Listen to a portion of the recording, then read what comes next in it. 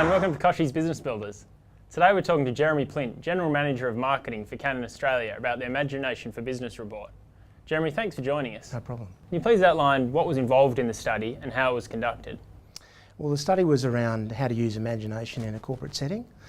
And what we did is combined a survey and an experiment that we ran with the University of New South Wales, where we took 26 people within our sales department, our account managers, and basically took them a process, split them in half, and took one group through a standard learning method, learning information by rote, and the other group we took through a process of using imagination to conceptualise the information and how they would use that in their daily roles.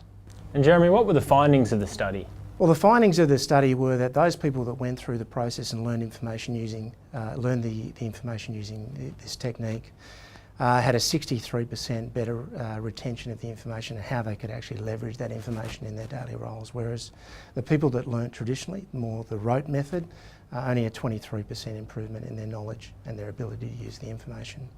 In what ways is imagination a tool for business? I think imagination is a tool for business because there is a very clear link between imagination and productivity. So the results of the study and the experiment were that people that use imagination to conceptually think about what they're learning are able to then utilise that and retain that information in a far more powerful way. So I think the other thing that came out of our survey is that of the 36% of respondents that did value imagination as an important characteristic within their business are also amongst the highest revenue earning companies in Australia. So there's a very strong link between imagination and productivity and revenue. More specifically, how is Canon adapting its business as a result of the findings of the research? I think first of all, in the learning and development role, we've changed our method of training new starters and ongoing training within the business. So our learning and development team are implementing these techniques to allow people to think more conceptually and to visualise what they're learning and how they can adapt their jobs in response to that learning.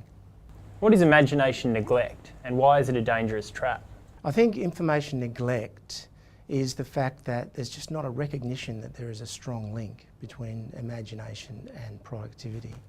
And I think if you have a look at those companies that did respond positively about imagination, saw it as an important attribute within their corporate organisation, they are amongst the highest earning companies in Australia. So we have a very, very competitive situation in Australian business. So to not allow employees to sort of think conceptually and to visualise more powerful solutions for their customers is a trap. What can businesses learn from this research and how can they harness the value of imagination in their work processes?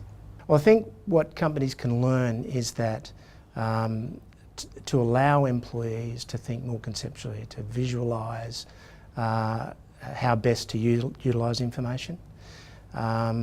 We've, for example, made the information freely available on imaginationforbusiness.com.au. The survey and the findings are freely available. We've actually rolled the information out to all of our customers and encouraged them to utilise the techniques involved to help innovate within their own businesses. For a lot of people, there's confusion about the difference between imagination and creativity. Can you please outline that for us? Sure. I think it's important to note that imagination is really about thinking more broadly. It's about the start of an idea, the bigger picture, if you like. Creativity is about creating something new out of that idea, the implementation phase. But certainly the most important part is the idea. So it's the imagination. It's really the start of the process.